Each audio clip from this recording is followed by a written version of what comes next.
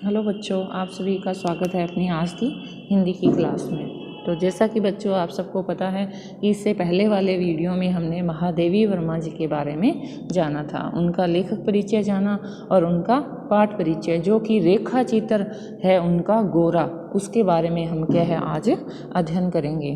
तो गोरा क्या है? एक गाय है। तो अब देखते हैं बच्चों, जानते हैं कि इसमें रेखा चित्र में जो महादेवी वर्मा जी है उन्होंने अपनी जो करुणा के भाव हैं, जो वेदना का भाव, उसे किस तरह से व्यक्त किया है।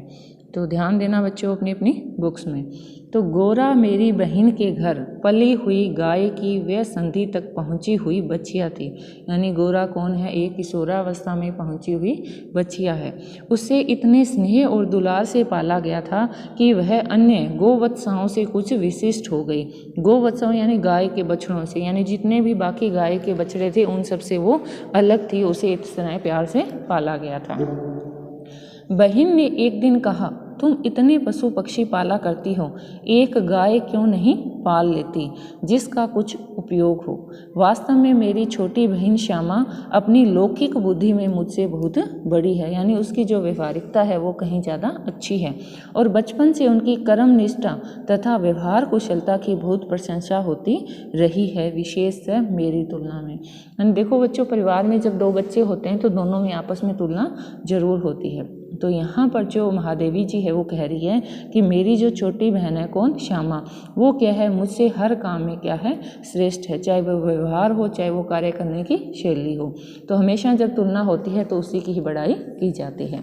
यदि वे आत्मविश्वास के साथ कुछ कहती है तो उनका विचार संक्रामक रोग के समान सुनने वाले को तत्काल प्रभावित कर जाता है। तो संक्रामक रोग क्या होते हैं कि छूत के कारण जल्दी से फैलने वाले, एक से दूसरे में फैलने वाले। तो अगर कोई भी बात वो रखती है तो सामने वाला तुरंत उससे प्रभावित होकर उस बात को मान लेता है।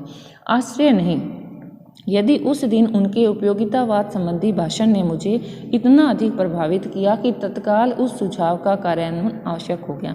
उपयोगितावाद यानी जो गाय की उपयोगिता बताई थी उन्होंने कि तुम इतने पशु पक्षी रखती हो तो तुम क्या है? गाय रखो, और गाय के क्या है? बहुत सारे फायदे होते हैं। आपके घर का दूध होगा, दही होगा, घी होगा।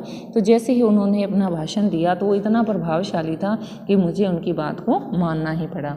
वैसे खाद्य की किसी भी समस्या के समाधान के लिए पशु पक्षी पालना मुझे कभी नहीं रुचा। बकरी, कुक्कुट यानी मुर्गा, मछली आदि पालने के मूल उद्देश्य का ध्यान आते ही मेरा मन विद्रोह करने लगता था। यानी ऐसा कुछ भी मैंने नहीं पाला जिसके खाने की व्यवस्था मैं ना कर सकती हूँ। पर उस दिन मैंने ध्यानपूर्वक गोरा को देखा। कहाँ देखा? अपनी बहन के घर देखा। पुष्ट लचीले पैर, भरे पुट्ठे, चिकनी भरी हुई पीठ, लंबी सुडौल गर्दन, निकलते हुए छोटे छोटे सींग, भीतर की लालिमा की झलक देते हुए कमल की दो अधखुली पंखड़ियों जैसे कान, लंबी और अंतिम छोर पर काले सघन चामर का स्मरण दिलाने वाली पूंछ, सब कुछ सांचे में ढला हुआ सा था। तो यहाँ पर किसकी वर्णन किया जा रहा है? गाय के सौंदर्य का वर्णन किया जा रहा है। तो गाय दिखने में कैसी है और उसे किस तरह से उपमा दे देकर उन्होंने क्या है? उनकी प्रशंसा की है। गाय को मानो इटालियन मार्बल से तराश कर उस पर ओप दी गई हो, यानी उसकी जो चमक है वो ऐसी है जैसे इटालियन मार्बल की चमक हो। उसका गोरा रंग ऐसा है और उसके छोटे छोटे सींग है और उसकी क्या है?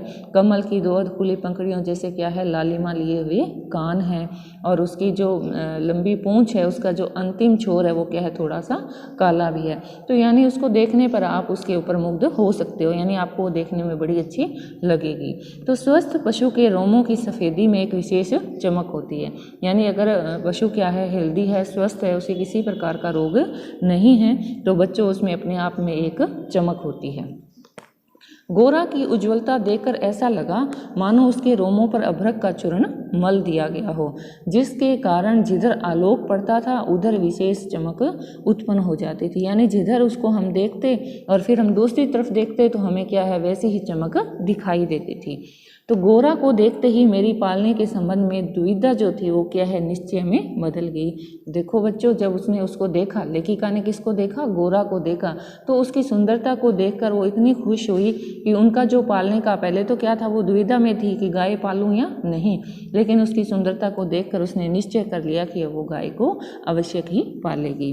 तो गाय जब मेरे बंगले पर पहुंची, किसके बंगले पर बच्चों, यानी लेखिका महादेवी वर्मा के, तब मेरे परिचितों और परिचारकों, परिचित यानी जान पहचान के लोग, परिचारक यानी सेवक, में श्रद्धा का ज्वार सा उमड़ आया था।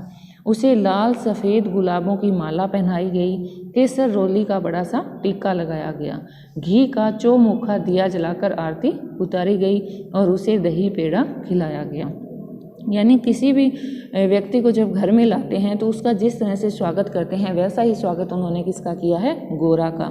और दही पेड़ा खिलाना शुभ माना जाता है, तो उन्होंने गाय के प्रवेश के समय बच्चों क्या खिलाया है, दही पेड़ा, और उसका नाम रखा गया गौरांगिनी या गोरा। पता नहीं इस पूजा अर्चना का उस पर क्या प्रभाव पड़ा, परंतु वह बहुत प्रसन्न जान पड़ी। यानी उसने जब देखा कि उसका इतना आव भक्त, इतना स्वागत किया जा रहा है, तो गोरा क्या थी, खुश दिखाई दे रही थी। उसकी बड़ी चमकीली और काली आंखों में जब आरती के दिए की लो प्रतिफलित यानी प्रतिबिंबित हुई, तो वो क्या है, झिल मिलाने लगी। तब ऐसे लगा जैसे कई दियों का भ्रम होने लगा। यानी जैसे ही दिए की लो उसकी आंखों की चमक के साथ मिली, तो हमें ऐसा प्रतीत होने लगा कि बहुत सारे दिए क्या एक साथ जल रहे हैं। जान पड़ा जैसे रात में काली दिखने वाली लहर पर किसी ने कई दिए प्रवाहित कर दिए हो। तो अब गोरा वास्तव में बहुत प्रिय दर्शन थी, यानी देखने में बहुत सुंदर थी।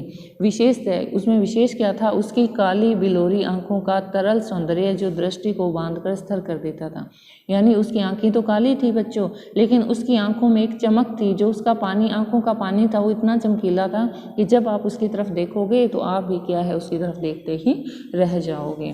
तो देखो बच्चों कि उसकी प्रशंसा में और उसने वहाँ कैसे रहना सीखा, उसके बारे में हम आगे अध्ययन करते हैं। तो चौड़े उज्ज्वल माथे और लंबे तथा सांचे में ढले हुए से मुख पर आंखें बर्फ में नीचे जल के कुंडों के समान लगती थी। उनमें एक अनोखा विश्वास का भाव रहता था। गाय के नेत्रों में हिरण के नेत्रों जैसा चकित विस्मय न होकर एक आत्मीय विश्वास ही रहता है। उस पशु को मनुष्य से यातना नहीं, निर्मम मृत्यु तक प्राप्त होती है, परंतु उसकी आंखों के विश्वास का स्थान न विस्मय ले पाता है और ना ही आंतक ले पाता है। यहाँ पर देखो बच्चों, लेखिका कहना चाहती है कि गाय क्या है, विश्वास का पात्र मानती है मनुष्य को। और कुछ मनुष्य ऐसे होते हैं जो गायों को यातना भी देते हैं और उनको क्या है, मार भी देते हैं, लेकिन फिर भी उनकी आंखों में जो विश्वास है वो ना तो कभी आश्चर्य में बदलता है और ना ही कभी किसी डर में व्याप्त होता है। तो जैसे जैसे हम इस पाठ को आगे पढ़ेंगे तो हमें ये बात क्या है, समझ भी आएगी। तो देखो बच्चों, महात्मा गांधी ने गाय करुणा की कविता है क्यों कहा, उसकी आंखें देखकर ही समझ में आ जाता है। तो महात्मा गांधी की एक कविता है गाय करुणा की कविता, तो उन्होंने शायद उसकी आंखों में उसकी जो करुणा देखी, करुणा का जो भाव देखा, उसे देखकर शायद लिखी होगी। गोरा की अलस मंथर गति ने, यानी उसकी जो चलने की गति थी वो क्या थी, धीमी थी। करने योग्य कम वस्तुएं हैं, तीव्र गति में सौंदर्य है, परंतु वह मंथर गति के सौंदर्य को नहीं पाता।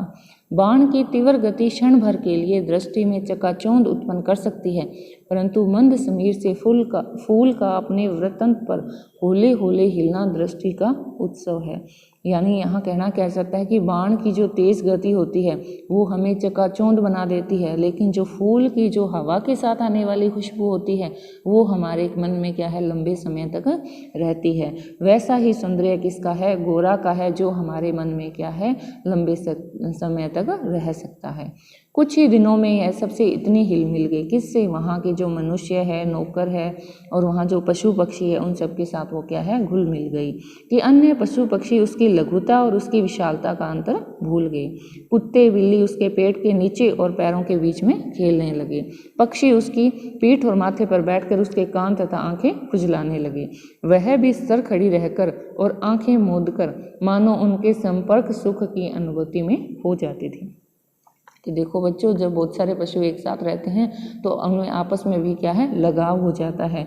तो कुत्ते बिल्ली थे वो तो क्या है, उसके आगे पीछे खेलते रहते, और जो जितने भी पक्षी थे वो क्या, कभी उसके माथे पर बैठते, कभी पीठ पर बैठते, उसे खुजलाते रहते थे। तो इन सब से वो क्या है, विचलित नहीं होती थी। वो भी क्या है, आराम से आंखें मूंद कर उनके लगाव के, उनका जो लगाव था, उनका जो लगाव या प्रेम या स्नेह था, उसको क्या है, अनुभव करती रहती थी। यानी वो सबसे क्या है, घुल मिल चुकी थी।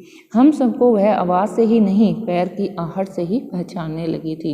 हमारे पैरों की जो पदचाप है उसे सुनकर वो समझ जाती थी कि कौन आ रहा है। समय का इतना अधिक बोध उसे हो गया कि मोटर के फाटक में प्रवेश करते ही वह बाँ बाँ की ध्वनि से हमें पुकारने लगती थी। चाय, नाश्ता तथा भोजन के समय से भी वह इतना परिचित थी कि थोड़ी देर कुछ पाने की प्रतीक्षा करने के उपरांत रंभा रंभा कर घर सिर पर उठा लेती थी। यानी उसे थोड़ी देर के लिए अगर कुछ खाने पीने का सामान नहीं दिया जाता तो वो क्या है, ज़ोर ज़ोर से चिल्लाकर पूरे घर को क्या है, सिर पर उठा लेती थी। उसका हमें साहचर्य जनित लगाव मानवीय स्नेह के समान ही निकटता चाहता था। यानी उसका जो साथ था वो हमें क्या था, उसका जो साथ और उसका जो भरोसा था वो हम पर क्या है, दिनों दिन बढ़ता ही जा रहा था। निकट जाने पर वह सहलाने के लिए गर्दन क्या है, हमारी ओर बढ़ा देती थी, और हाथ फेरने पर अपना मुख आश्वासन भाव से क्या है, कंधे पर रखकर आंखें मूंद लेती थी। यानी जैसे ही हम उसके पास जाते तो अपना क्या है, मुख अपने मेरे कंधे पर रख लेती, जिससे मैं उसके ऊपर हाथ फेरती तो वो क्या, बड़ी ही खुश हो जाती थी। जब उससे दूर जाने लगते तब गर्दन घुमा घुमा कर देखती रहती। आवश्यकता के लिए तो उसके पास एक ही ध्वनि थी, परंतु उल्लास, दुख, उदासीनता और आकुलता आदि की अनेक छाया छवियाँ उसकी बड़ी और काली आंखों में तेरा करती थी। यानी जब कोई दूर जाता तो एक ही आवाज़ लगाती थी, रंभा रंभा कर क्या है, उनको बुलाने की कोशिश करती थी। लेकिन जब वो खुश होती या दुख होती या उदासीन होती तो उसकी आंखों से ये सारे भाव क्या है, हमें समझ आ जाते थे। 1 वर्ष के उपरांत गोरा एक पुष्ट सुंदर वत्स की माता बनी। यानी अब गोरा के क्या है, एक छोटा सा पुत्र है। वत्स अपने लाल रंग के कारण गेरू का पुतला जैसे जान पड़ता था। गोरा का रंग तो कैसा था, सफ़ेद था, लेकिन उसके बेटे का जो रंग था वो क्या था, लाल रंग के था। उसके माथे पर पान के आकार का श्वेत तिलक और चारों पैरों में खुरों के ऊपर सफ़ेद बल्ले ऐसे लगते थे मानो गेरू की बनी वत्स मूर्ति को चांदी के आभूषणों से क्या है, सजा दिया गया हो। तो यहाँ पर किसके बारे में बताया जा रहा है, गोरा के बेटे के बारे में, कि वो दिखने में कैसा था, लाल रंग का था, लेकिन उसके माथे पर क्या है बच्चों, एक सफ़ेद रंग का पान के आकार का टीका है, और उसके पैरों पे भी क्या, सफ़ेद रंग की वल्य है। तो वो क्या है, बड़ी ही सुंदर जान पड़ती है। बछड़े का नाम रखा गया लालमणि। उसका लाल रंग के कारण उसका नाम रखा गया लालमणि, लेकिन सब उसे किस नाम से बुलाते थे, लालू नाम से। माता पुत्र दोनों निकट रहने पर हिम राशि और जलते अंगारे का स्मरण कराते थे। हिम राशि यानी जो पहाड़ों पर जमी हुई बर्फ़ है वो तो होती है सफ़ेद, तो गाय कैसी होती थी, सफ़ेद रंग की, और उसका जो बेटा था उसका रंग था लाल रंग का, तो ऐसा प्रतीत होता था जैसे कि अंगारे जल रहे हों। अब हमारे घर में मानो दुग्ध महोत्सव आरंभ हुआ। यानी गाय ने क्या है, दूध देना शुरू किया। तो गोरा जो थी प्रातः 12.5 सेर के लगभग दूध दिया करती थी। अतः लालमणि के कई सेर छोड़ देने पर भी इतना अधिक शेष रहता था कि आसपास के बाल गोपाल से लेकर कुत्ते बिल्ली तक सब पर मानो दूधो नहाओ का आशीर्वाद फलित होता हो। यानी वो इतना दूध दिया करती थी कि गोरा को तो उसको लालू को तो दूध पिला ही दिया जाता था, लेकिन उसके बाद में 10-12 सेर बच जाता था तो बाकी जितने भी घर के लोग हैं या पशु पक्षी हैं वो सब उससे क्या है, दूध का लाभ उठाते थे। तो ऐसा लगता था कि किसी ने आशीर्वाद दे दिया हो कि दूध से नहाओ, यानी अब आपके दूध की कोई कमी नहीं है। कुत्ते बिल्लियों ने तो एक अद्भुत दृश्य उपस्थित कर दिया था। दुग्ध दोहन यानी दूध निकालने के समय गोरा के सामने एक पंक्ति में बैठ जाते थे। वो किसका इंतजार करते थे, दूध का। महादेव उनके आगे उनके खाने के लिए निश्चित बर्तन रख देता था। तो महादेव कौन है, उनके घर काम करने वाला नौकर है, वो क्या करता था, उनके सबके आगे बर्तन रख देता था। किसी विशेष आयोजन पर आमंत्रित अतिथियों के समान परम शिष्टता का परिचय देते हुए प्रतीक्षा करते रहते। यानी वो चुपचाप क्या है, अपने बर्तनों के पास बैठे रहते थे। फिर नाम कर सबके पात्रों में दूध नाप कर क्या है सबके पात्रों में दूध डाल दिया जाता था, और जिसे पीने के उपरांत यानी पीने के बाद वे एक बार फिर अपने अपने स्वर में कृतज्ञता यानी एहसान दिखाते हुए गोरा के चारों ओर उछलने कूदने लगते थे। यानी वो खुश हो जाते थे कि उनका पेट क्या है, भर चुका है। जब तक वे सब चले न जाते गोरा प्रसन्न दृष्टि से उन्हें देखती रहती थी, यानी गोरा खुश होकर उन सबको देखती रहती थी। जिस दिन उनके आने में विलंब होता वह रंभा रंभा कर मानो उन्हें पुकारने लगती। अगर यानी कोई भी पशु पक्षी दूध पीने के लिए वहाँ नहीं आ पाता तो वो क्या है उन्हें आवाज़ देकर बुला लेती थी। पर अब दुग्ध दोहन की समस्या कोई समाधान चाहती थी, यानी इतना सारा दूध निकालने की जो समस्या थी वो क्या है अभी समाधान चाहती थी। नौकरों में नागरिक तो दुहना जानते ही नहीं थे, और जो गांव से आए थे वे अनअभ्यास के कारण यह कार्य इतना भूल चुके थे कि घंटों लगा देते थे। अनअभ्यास यानी उनका पास अभ्यास नहीं था, वो गाय का दूध निकालना काफ़ी टाइम पहले छोड़ चुके थे, तो अब वो अगर 10-12 किलो दूध निकालेंगे तो वो बहुत ज़्यादा टाइम लगा देते थे। गोरा के दूध देने के पूर्व जो ग्वाला हमारे यहाँ दूध देता था, यानी गोरा के आने से पहले जो ग्वाला हमारे घर में आकर दूध देकर जाया करता था, जब उसने इस कार्य के लिए अपनी नियुक्ति के विषय में आग्रह किया तब हमने अपनी समस्या का समाधान पा लिया। तो उस ग्वाले को जब पता चला कि इस घर में क्या है गाय का दूध निकालने की जो समस्या आ रही है, तो उसने क्या प्रस्ताव रखा कि वह सुबह शाम क्या है गाय का दूध निकाल लिया करेगा। 2-3 मास के उपरांत गोरा ने दाना चारा खाना बहुत कम कर दिया, यानी अब 2-3 महीने के बाद क्या है गोरा ने खाना पीना कम कर दिया, और वह उत्तरोत्तर दुर्बल और शिथिल रहने लगी, यानी वो दिनों दिन क्या है कमज़ोर होने लगी थी। चिंतित होकर मैंने पशु चिकित्सकों को बुलाकर दिखाया। वे कई दिनों तक अनेक प्रकार के निरीक्षण एक्सरे आदि द्वारा रोग का निदान खोजते रहे, यानी कई डॉक्टर आए जिन्होंने क्या है निरीक्षण किया, एक्सरे किया और वो रोग को जानने की कोशिश करते रहे। अंत में उन्होंने निर्णय दिया कि गाय को सुई खिला दी गई है। तो अंत में उन्होंने एक बात बोली कि गाय को क्या खिलाया गया है, सुई खिलाई गई है, जो उसके रक्त संचार के साथ हृदय तक क्या है पहुंच गई है। अब सुई गाय के हृदय के पार हो जाएगी, तब रक्त संचार रुकने से उसकी मृत्यु निश्चित है। तो यानी उसकी तबीयत खराब होने पर बच्चों लेखिका ने क्या किया, बहुत सारे डॉक्टरों को बुलाकर उनकी सलाह ली, तो सबने जांच करने के बाद एक बात बताई कि गाय को क्या है खाने के साथ क्या खिला दिया गया है, सुई चली गई है उसके पेट में, जो क्या है हृदय तक पहुंच गई, और जैसे ही वो हृदय तक पहुंचेगी तो क्या है रक्त संचार रुक जाएगा और उसकी मृत्यु हो जाएगी। अब लेखिका ने क्या उस समय अनुभव किया वो हम देखते हैं। तो मुझे किसे लेखिका को कष्ट और आश्चर्य दोनों की अनुभूति हुई, यानी कष्ट तो हुआ कि गोरा किस कष्ट से गुजर रही है, और आश्चर्य इस बात का हुआ कि उसने सुई कैसे खाई होगी।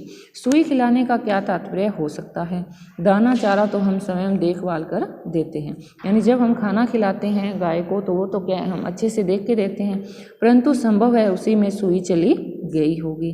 तो अभी यहाँ लेखिका क्या है अनुमान लगा रही है बच्चों कि उसको जो दाना पानी देते हैं उसके साथ क्या सुई चली गई होगी। पर डॉक्टर के उत्तर से ज्ञात हुआ कि दाने चारे के साथ गई सुई गाय के मुख में ही छिदकर रह जाती है। तो अब डॉक्टर ने बात बताई कि दाने चारे के साथ अगर सुई जाती तो वो कहाँ रह जाती, मुख में ही रह जाती। गुड़ की बड़ी डली के भीतर रखी सुई ही गले के नीचे उतर सकती है और अंततः रक्त संचार में मिलकर हृदय में पहुंच सकती है। तो अब डॉक्टर ने क्या कहा कि उसे सुई कैसे दी गई है, गुड़ के बड़े डले में डालकर दी गई है, जो क्या है कि उसके रक्त संचार से मिलकर क्या हृदय में पहुंच सकती है। अंत में एक ऐसा निर्मम सत्य उद्घाटित हुआ जिसकी कल्पना भी मेरे लिए संभव नहीं थी, यानी बाद में उसके सामने एक ऐसा सच आया जो सोचकर ही क्या है लेखिका क्या है मन ही मन घबरा गई, और उसने ऐसा कभी सोचा भी नहीं था। तब उसके सुनने में क्या आया, देखो बच्चों कि प्राय कुछ गवाले ऐसे घरों में जहां उनसे अधिक दूध लिया जाता है गाय का आना सह नहीं पाते। तो अब लोगों से उसे एक बात पता चली कि जो घर घर जाकर गवाले दूध देते हैं, अगर उनका दूध बंद हो जाए, यानी उनकी जो बंदी है वो बंद हो जाए दूध की, तो उन्हें क्या है उनके घर में गाय का आना बर्दाश्त नहीं होता। तो वो लोग क्या करते हैं, गुड़ में लपेट कर सुई उन्हें खिला देते हैं, जिससे गाय की क्या है मृत्यु हो जाती है और वापस वो लोग क्या है उस घर में दूध देना शुरू कर देते हैं। तो देखो बच्चों कितना निर्दयी काम करते हैं, भी खुद के स्वार्थ के लिए एक गाय को मारना कितना ही गलत है। तो ये बात अब किसको पता चली है बच्चों? लेखिका को। तो गाय के मर जाने पर उन घरों में पुनः दूध देने लगते हैं। सुई की बात ज्ञात होते ही ग्वाला एक प्रकार से अंतर्धान हो गया। यानी लेखिका को जब ये बात पता चली तो जो ग्वाला उनके घर दूध देने आता था और गाय का दूध निकालने आता था वो ग्वाला क्या है अंतर्धान यानी गायब ही हो गया। क्यों? उसे पता चल गया कि अब उसके शक क्या है उस पर किया जाएगा। अतः संदेह का विश्वास में बदल जाना स्वाभाविक था। यानी पहले तो संदेह ही था भी ग्वाले ने ये काम किया होगा, लेकिन जैसे ही ग्वाला गायब हो गया तो जो संदेह था वो किस में बदल गया? विश्वास में बदल गया कि ये काम उसी ने किया होगा। वैसे उसकी उपस्थिति में भी किसी कानूनी कार्रवाई के लिए आवश्यक प्रमाण जुटाना असंभव था। यानी अगर हम उसे कानून के हवाले करना भी चाहते तो हमारे पास क्या है कोई भी प्रमाण नहीं था कि उसने ही उस गाय को सुई खिलाई है। तब गोरा का मृत्यु से संघर्ष आरंभ हुआ। यानी अब लेखिका कोशिश तो कर रही है बच्चों कि जगह जगह से डॉक्टर बुलाना और उसकी दवाई देना, लेकिन फिर भी क्या है वो उस चीज़ में उसको बचाने में कामयाब नहीं हो रही। यानी अब वो क्या कर रही है? गोरा मृत्यु से संघर्ष कर रही है, यानी धीरे धीरे वो मृत्यु की तरफ बढ़ रही है, जिसकी स्मृति मात्र से आज भी मन से ही उठता है। तो लेखिका कह रही है कि आज भी जब मैं उसकी उस दशा को याद करती हूँ तो मन में क्या है दर्द उठता है। डॉक्टरों ने कहा कि गाय को सेब का रस पिलाया जाए तो सुई पर कैल्शियम जम जाने और उसके नए चुभने की संभावना हो सकती है। तो यानी डॉक्टर ने तो अपनी तरफ से इलाज बताया है, क्या खिलाए गाय को? सेब का रस। तो अंत में क्या था? नित्य कई सेवों का रस निकाला जाता और नली से गोरा को पिलाया जाता। शक्ति के लिए उसे इंजेक्शन पर इंजेक्शन दिए जाते। पशुओं के लिए इंजेक्शन के लिए सूजे के समान बहुत लंबी मोटी सिरिंज तथा बड़ी बोतल भर दवा की आवश्यकता पड़ती है। यानी पशु को जो इंजेक्शन दिया जाता है उसके लिए जो सुई होती है वो बड़ी होती है और दवाई भी क्या है बड़ी बोतल भर कर दी जाती है। अंततः वह इंजेक्शन भी अपने आप में शल्य क्रिया जैसा यातना में हो जाता है। यानी रोजाना इस तरह से इंजेक्शन लगना और दवाई देना एक ऑपरेशन के जो दर्द है उसकी तरह हो जाता है। पर गोरा अत्यंत शांति से बाहर और भीतर दोनों ओर की चुभन और पीड़ा सहती थी। बाहर से कौन सी पीड़ा थी? उसे इंजेक्शन लगाए जा रहे थे, और अंदर से कौन सी पीड़ा थी? उसके सुई की जो चुभन है वो अंदर से महसूस कर रही थी, लेकिन फिर भी वो क्या है चुपचाप शांत ये सब सहती रही। केवल कभी कभार उसकी सुंदर पर उदास आंखों के कानों में पानी की दो बूंदें झलकने लगती थी। यानी कभी कभी गोरा की आंखों में से आंसू बहने लगते थे। तो देखो बच्चों किस तरह से ग्वाले ने अपने स्वार्थ के लिए एक अच्छी सी गाय को मारने का प्रयत्न किया है, और उस गाय के दर्द को उसने महसूस भी नहीं किया भी गाय को कितना दर्द होगा। अगर उसने इस गाय गोरा को भी अगर सुई खिलाई है तो इससे पहले ना जाने उसने कितनी गायों के साथ ऐसा किया होगा। अब वह क्या है उठ नहीं पाती थी। कौन? यानी गोरा अब उठने में असमर्थ थी, परंतु मेरे पास पहुंचते ही उसकी आंखों में प्रसन्नता की छाया सी तैरने, यानी थोड़ी सी वो खुश हो जाती थी। पास जाकर बैठने पर वह मेरे कंधे पर अपना मुख रख देती और अपनी खुरदरी जीभ से मेरी गर्दन चाटने लगती थी। यानी अपना जो प्रेम भाव है वो दर्शाया करती थी। लालमणि बेचारे को तो माँ की व्याधि और आसन मृत्यु का बोध ही नहीं था। लालमणि कौन था? उस गोरा का पुत्र था। उसे तो उस माँ के जो रोग है या जो दर्द है और उसकी मृत्यु होने वाली है इस बात के बारे में कुछ पता ही नहीं था। उसे दूसरी गाय का दूध पिलाया जाता जो उसे रुचता नहीं था। अब गोरा तो दूध देती नहीं थी, तो उस बेचारे लालू को कौन से दूसरी गाय का दूध पिलाया जाता जो क्या है उसे अच्छा नहीं लगता था। वह तो अपनी माँ का दूध पीना और उसे खेलना चाहता था। यानी अब वो क्या था, बच्चा तो यही चाहता है कि उसे उसकी माँ का दूध पिलाया जाए और वो अपनी माँ के साथ खेलना चाहता था। अवसर मिलते ही वह गोरा के पास पहुंचकर या अपना सिर मार मार कर उसे उठाना चाहता था या खेलने के लिए उसके चारों ओर उछल कूद कर परिक्रमा ही देता था। यानी अब लालू क्या था, बच्चा तो यही चाहता है कि अपनी माँ की चारों तरफ खेले घूमे फिरे, लेकिन उसकी माँ क्या थी, उससे स्नेह करने में असमर्थ हो चुकी थी। मैंने बहुत से जीव जंतु पाल रखे हैं, अतः उनमें से कुछ समय ऐसे में विदा देनी ही पड़ती है, परंतु ऐसी मरम व्यथा का मुझे स्मरण नहीं। तो यहाँ लेखिका कहती है कि मैं बहुत सारे जीव जंतु पालती हूँ, लेकिन एक समय ऐसा आता है कि उन्हें मरना ही होता है। लेकिन ऐसी मृत्यु मैंने कभी किसी की नहीं देखी भी। किसी व्यक्ति ने जानबूझकर क्या है उसको मारने की कोशिश की, और ये वेदना थी, ये जो दुख था वो मुझे क्या है अंदर ही अंदर खाई जा रहा था। इतनी हष्ट पुष्ट सुंदर दूध सी उज्ज्वल पयस्विनी यानी दूध देने वाली गाय अपने इतने सुंदर चंचल वत्स यानी लालू को छोड़कर किसी भी क्षण निर्जीव और निश्चेष्ट हो जाएगी, यह सोचकर भी मेरी आंखों में आंसू आ जाते हैं। तो यहाँ जो महादेवी है वो कह रही है कि अगर मैं सोच भी लेती कि ये गाय क्या है, गोरा क्या है, मरने वाली है, तो उस बात को सोचकर ही क्या है मेरी आंखों से आंसू बहने लगते और मुझे दर्द का एहसास होने लगता। तो देखो बच्चों, लखनऊ, कानपुर आदि नगरों से भी मैंने क्या है पशु विशेषज्ञों को बुलाया। स्थानीय पशु चिकित्सक तो क्या है दिन में 2-3 बार आते थे, परंतु किसी ने ऐसा उपचार नहीं बताया जिससे आशा की कोई किरण हो, यानी जिससे हमें ये लगे कि हम गोरा को बचा सकते हैं। निरुपाय मृत्यु की प्रतीक्षा का मर्म वही जानता है जिसने किसी असाध्य और मरणासन रोगी के पास बैठना पड़ता है। निरुपाय यानी जिसका उपाय नहीं हो, मर्म यानी उस पीड़ा को, यानी ऐसी पीड़ा जो मृत्यु की पीड़ा है उसे कौन समझ सकता है? वही व्यक्ति समझ सकता है जो मरने वाले यानी जिसको ऐसा रोग हो गया जिसका कोई उपचार नहीं है, उसके पास जो व्यक्ति बैठा रहता है वो उस दर्द को महसूस कर सकता है, जिस दर्द को अब क्या है लेखिका और उसके जो बाकी पशु पक्षी या जो बाकी घर के जो सेवक हैं वो महसूस कर रहे थे।